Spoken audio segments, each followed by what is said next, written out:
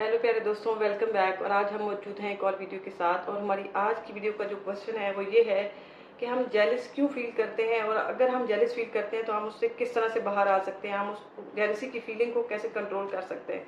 प्यारे दोस्तों, पहली बात तो ये है कि जेलसी भी एक इमोशन है, जिस तरह से आपके दूसरे इमोशन है। जैसे किसी बंदे को बहुत ज़्यादा गुस्सा आता है, किसी बंदे को कम गुस्सा आता है, लेकिन गुस्सा होता है, जो एंगर है वो उसके अंदर होता ही है। अब वो उसको किस तरह से एक्सप्रेस करता है वो बंदे के ऊपर डिपेंड करता है। इसी तरह जेलसी की फीलिंग्स भी इंसानों में होती हैं। अब वो जब उसको एक्सप्रेस किस तरह से करता है वो उसके ऊपर डिपेंड करता है। कुछ में ज़्यादा होती है, कुछ में कम होती हैं।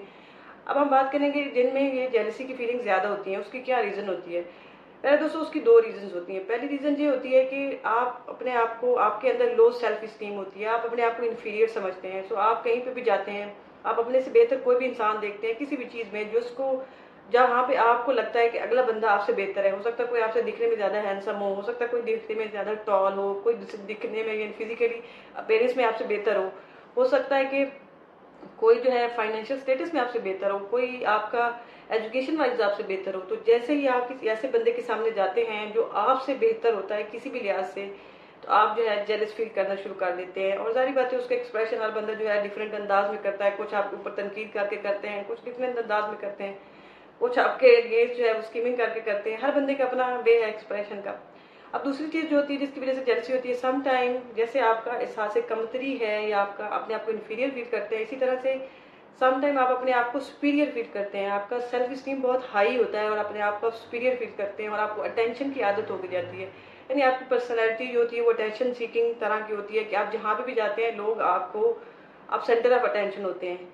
और अगर आप कहीं ऐसी जगह पे जाते हैं जहाँ पे आपको अटेंशन नहीं दी जा रही होती, तो फिर आपकी ईगो जो है वो अपसेट होना शुरू हो जाती है और आप उस रीज़न को फाइंड आउट करना शुरू कर देते हैं जिसकी वजह से लोग आपको टेंशन नहीं दे रहे। और अगर वो कोई और इंसान है तो आप उससे जेलस फील होना शुरू कर देते हैं। तो प्यारे दोस्तों, अब ये चीज़ें जो है ये हो गई हैं। फॉर एग्जाम्पल, इनमें से कोई भी चीज़ आपके अंदर है तो आप इसको हल कैसे करेंगे। हल करने का तरीका बिल्कुल आसान है, क्योंकि जब कभी हम किसी भी ऐसे इंसान को देखते हैं जो हमसे किसी भी लिहाज से बेहतर है, फॉर एग्जाम्पल आप अपने कंपेनियन के साथ जा रहे हैं और आपने देखा कि कोई बहुत आपसे ज़्यादा खूबसूरत इंसान उसके सामने आ गया है, तो आप क्या करेंगे कि आप उस एक चीज़ के ऊपर फोकस करेंगे, उसके फेस का जो हिस्सा या उसकी बॉडी का जो हिस्सा या उसके फाइनेंस का जो स्टेटस का जो हिस्सा है, आप उसी के ऊपर फोकस करेंगे और अपने आप को उसके साथ कंपेयर करना शुरू कर देंगे। जब आप अपने आप को दूसरों के साथ कंपेयर करना शुरू करते हैं तो फिर प्रॉब्लम शुरू हो जाती है। अगर आप अपने आप को दूसरों के साथ कंपेयर कर रहे हैं तो आपका एक जैसा होना ज़रूरी है ना।